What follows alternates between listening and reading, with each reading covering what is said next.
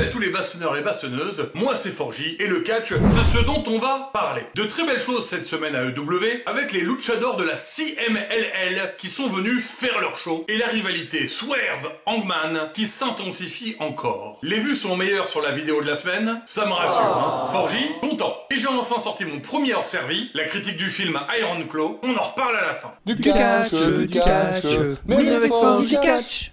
C'est parti pour ce nouvel AEW Week. On commence avec le match d'Hangman avant de reprendre le récap chronologique. Adam Page contre Toa Lioma de la Mogul Embassy. Swerve a choisi l'adversaire d'Hangman, Dealer's Choice Rules, en la personne d'un des destructeurs de sa faction. Tia bouge très bien pour un big man de cette envergure. Du coup, c'est un combat violent, mais également très dynamique. Les deux hommes se livrent une bataille acharnée. Hangman swinging for the fences.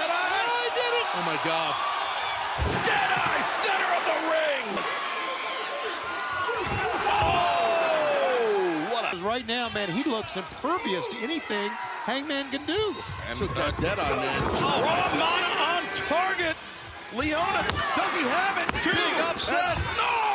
Hangman rate son buckshot lariat, Toa lui fait un renversement des épaules, il contre pour la victoire. Le mercenaire de Swerve n'a pas pu faire le taf, le cowboy était rusé et à l'affût. Un bon match qui permet de voir Toa en solo, c'est pas si fréquent, et qui continue de monter la hype pour Hangman versus Swerve. Troisième confrontation, Oily. Jon Moxley contre Jeff Hardy. Eh bien le moins qu'on puisse dire, c'est que Jeff a le droit à du temps d'antenne ces dernières semaines, et c'est cool. Un Jeff moins cassé qu'il y a quelques temps. Pour une victoire de Mox qui ensuite provoque les 4 lutteurs de la CMLL présents. Ils vont alors le passer à tabac pour marquer le coup et rentrer dans les programmes. Wardlow contre Commander. Wardlow en quête du titre AEW. Il traite Commander comme la boule d'un lancer de poids. Encore une fois, il s'amuse avec la nourriture. Et cette nourriture, justement, est pas d'accord et essaye de se rebiffer. Mais bon, pas la peine, il est trop fort. Et malgré un genou parti en vrille, il powerbomb le Mexicain pour la victoire. S'ensuit une petite confrontation entre Orange et les Best Friends contre le Royaume indisputé. C'est important de bien rappeler les enjeux qui sont en cours. Le match était une démonstration pour Wardlow, mais ça lui permet d'aller chercher des adversaires plus hauts que les jobbers qu'il a l'habitude d'éclater.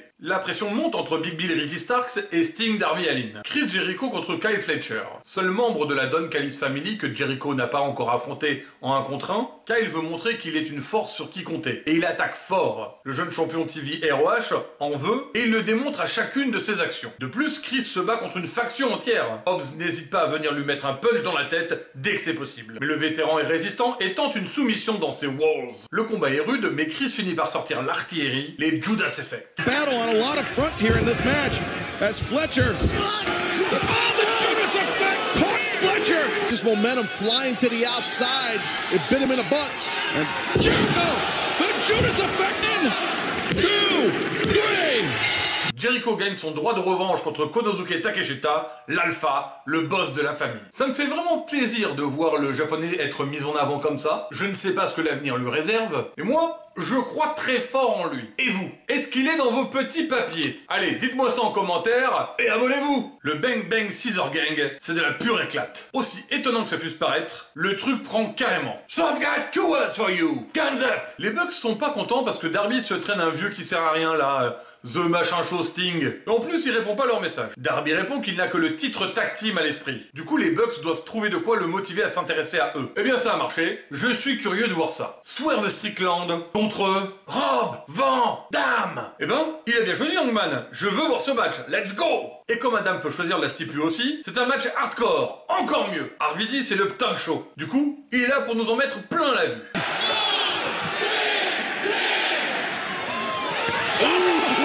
Oh my God. Swerve going head first into the chair, and now Rolling Thunder. Always pinpoint. Coming down on the chest of Strickland. And the chair, too. Mais bien sûr, comme c'est un match hardcore, tous les coups et les gens surtout sont permis. The fly here. What the hell was that? Brian Cage. What is it? There you go, you little Brooklyn Savage. Yeah, get him. Get him. Gone. Oh. And he just tattooed the machine, bro. Brian Cage with that chair. Après avoir été passé à travers une table, ça va être le temps de Swerve Show. Il va contrer RVD et lui sauter dessus pour un Swerve Stomp victorieux. Hangman arrive à énerver assez Swerve en lui disant que sans ses potes tout seul, il ne pourrait même pas lasser ses chaussures. C'est comme ça qu'il obtient un dernier match contre lui la semaine prochaine. La saga continue. Qui va affronter Joe à Révolution? Est-ce que ce sera un three-way? N'hésitez pas à donner votre avis dans les commentaires. À Rampage, le main event, c'est le Mexique de la CMLL, ou la CMLL du Mexique. Et ils viennent montrer qu'ils savent faire des super trucs. Et ben nickel, moi j'aime bien le Mexique de toute façon. Alors, avec moi, Lucha, Lucha, Lucha, Lucha, Lucha. Mascara Dorado, c'est le jeune de la bande. C'est un peu l'aigle blanc du Mexique. Il vole, il esquive, mais c'est aussi celui qui peut le plus endurer, et c'est la cible idéale. C'est du show, et ça a aussi pour but de donner un peu de soutien pour Hechicero, qui va affronter Danielson après à Collision. C'est cool, ça vole, ça se retourne, et ça vrille dans tous les sens. C'est mon petit plaisir coupable. Parker lowering their heads. Sensational main event, man. Just all 8 men, all both teams. Now, Volador Jr. the tope on Parker and Mystico to that top, and down goes Danny Man. Mascara Dorada coming off the top. The Tornado took him to the outside, and Mascara Dorada over the top, wiping out the pile. Even a little friendly fire there. Counters out of it.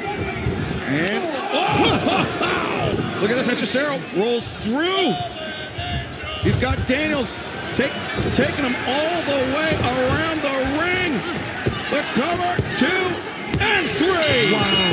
Et voilà une bonne dose de Mexicain volant pour finir le show du vendredi soir et sceller un bon petit partenariat entre l'AEW et la CMLL. Premier match de collision, Eddie Kingston contre Brian Kiss. Et c'est une nouvelle défense de la triple couronne. Ils ont tous les deux le même goût pour le catch japonais. Ils reviennent tous les deux d'une tournée NJPW récemment, donc on reconnaît très vite le Japan style de cet affrontement. J'ai mis pas mal de temps à entrer dans le match, mais Kiss a une sacrée énergie et quand il va avoir son moment de domination, ils vont réussir à m'avoir. You're on TNT, you're live, and you just got exploded. Eddie Kingston with the exploder. Dude of this match, hold on, he's gonna try one of his own. How about that? Here we go! Oh, Linderbomb, 1, 2, and no, he got out of it. Away from a major upset. Il se bat comme une furie, il est vraiment cool à regarder, très intense. Malheureusement, le champion reste hors de portée. Et bien sûr, Bryan Danielson vient interrompre Eddie, le King of the Bum. Certes, il est dans le prochain match, mais c'est surtout pour que Eddie ne soit plus dans la lumière. Et ça, c'est très important pour le GOAT. Quel connard ce Bryan, il est parfait. Ce qui donne ensuite Bryan Danielson contre Hechicero. Donc après avoir épuisé tous les Japonais dispo, le Dragon s'occupe des Mexicains de la CMLL. Il se fait vraiment plaisir en ce moment. Petit aparté de Mox qui leur dit de faire attention que le BCC vienne pas faire un tour chez eux dans leur propre jardin. Hechicero est un alchimiste, il aime jouer avec le feu, on va vite voir ce que ça donne. C'est aussi le combattant technique de la bande des 4 luchadors, donc forcément c'est celui réservé à Bryan. Et il est bon, il retourne les prises du dragon contre lui-même. Il est vraiment impressionnant. La CMLL a pas envoyé leurs bras cassés. Ce Mexicain est en train de déboîter le dragon de tous les côtés. On a un combat technique de haut niveau de part et d'autre, avec un rythme très soutenu, ce qui fait que c'est aussi dynamique qu'un match aérien. What a bit of luck for Bryan Danielson. You make your own luck in this business, Nigel. You know that. If this was scored on points, it'd be 30-1 right Exactly, now. but it's not. It's not. Danielson is tied up like a whelk. Oh, and this came right out of the lapel lock. I mean, he just got right out of it and chased victory. But Bryan Danielson doesn't have a lot of experience with the style of Hechicero. He hasn't got Le meilleur match de la semaine à mon avis, du grand spectacle en termes de catch et de personnages. Et même la fin en roulé-boulé n'a pas diminué le plaisir que j'ai eu de les regarder se batailler. Excellent! Hechicero n'en a pas fini, la CMLL revient au prochain match. La House of Black est toujours là et commence ses jeux d'esprit avec Mark Briscoe. Serena Deeb contre Queen Aminata. La professeure donne un cours. La reine fait encore ses armes, elle pose quelques problèmes à Deeb mais rien d'insurmontable. Quelques clés dont elle a le secret plus tard et c'est la victoire pour Serena. On célèbre l'histoire Black en ce moment aux USA. Et Swerve veut être l'histoire Black. Donc il éclate Hangman sans interférence mercredi et c'est parti pour prendre le titre. C'est puissant, on sent le poids culturel et générationnel qu'il porte. La patriarchie contre FTR et Daniel Garcia. Nick Wayne devient extrêmement arrogant, il a vraiment mûri en à peine 1 an à l'AEW. Christian prend les choses en main, il n'hésite pas à aller sur le ring, à sauter, le meilleur papa du monde assure. Bon rythme au niveau des tags, les mêmes personnes ne restent jamais trop longtemps sur le ring, ça permet de garder garder un bon tempo. Le dino n'intervient que par petites touches, mais à chaque fois, il marque le ring de son empreinte. You're right. Didn't win the match though. Well, what Prodigy miss. the saving grace of Cash Wheeler. Oh! Power slammed him out of that. He Shades of can't Buzz win. Sawyer. There he comes. Boom! Of destruction. Turn around, Eddie. Hits the ring. Eddie pinned. He speared him. He speared him. But Dex Harwood. Sharp shooter. He got it. He got it. The Prodigy now going for the save. Range Road on Dex Harwood. Après un tel niveau de combo, une fin en high technique maneuver, un roulé-boulé, c'est cette fois-ci limite un peu triste. Victoire de Garcia et donc de FTR. J'ai mis quelques minutes à me mettre dedans, mais l'attention du face-à-face entre Nick Wayne et Daniel Garcia m'a totalement récupéré, et à partir de là, ça a déroulé. C'était donc plutôt sympa, mais j'ai préféré la rivalité avec la House of Black. J'ai trouvé qu'il y avait une meilleure alchimie générale. Je ferai un point sur les rankings chaque semaine. Swerve, Diona, Sting et Darby et le Bullet Club Gold sont en tête de leur catégorie au 31 janvier. Ailleurs dans le monde du catch, SmackDown à la WWE. Dans le segment Cody, Reigns et The Rock, voilà ce que j'ai retenu et compris. Cody: bonjour, je vais te prendre ton titre. Oui, à toi, Roman, parce que c'est ce titre que je veux et pas un autre. Mais bon, après WrestleMania, parce que je laisse la place à The Rock, parce que quand même il est cool The Rock. Mais après, c'est ton titre que je veux. Ce qui, si je résume, annonce à la fois que Rocky va perdre à WrestleMania et que Seth Rollins va conserver, vu que c'est pas le titre que Cody veut. C'est moi ou c'est chelou? Ceux qui l'ont vu ce segment, vous en pensez quoi? Attention, je persiste à penser que Reigns versus The Rock, ça doit se faire à WrestleMania, et que c'est la conclusion logique de l'histoire de la Bloodline. Mais ça semble tellement pas être le bon moment pour ça. Ils ont déjà raté le coche là-dessus, je trouve. Et ce segment m'a laissé... ben pantois, comme dirait l'autre. Après, peut-être que la vraie raison de cette annonce, niveau timing quand même, ça serait pas si étonnant que ça, et pour faire oublier une certaine affaire de trafic sexuel. C'est bien ça, les annonces qui font parler les gens, pour oublier des trucs qu'on veut mettre sous le tapis. Et voilà une semaine qui touche à sa fin. N'hésitez pas à vous mettre à jour sur les vidéos des semaines passées, et vous pouvez découvrir ma critique du film Iron Claw avec Zac Efron, qui retrace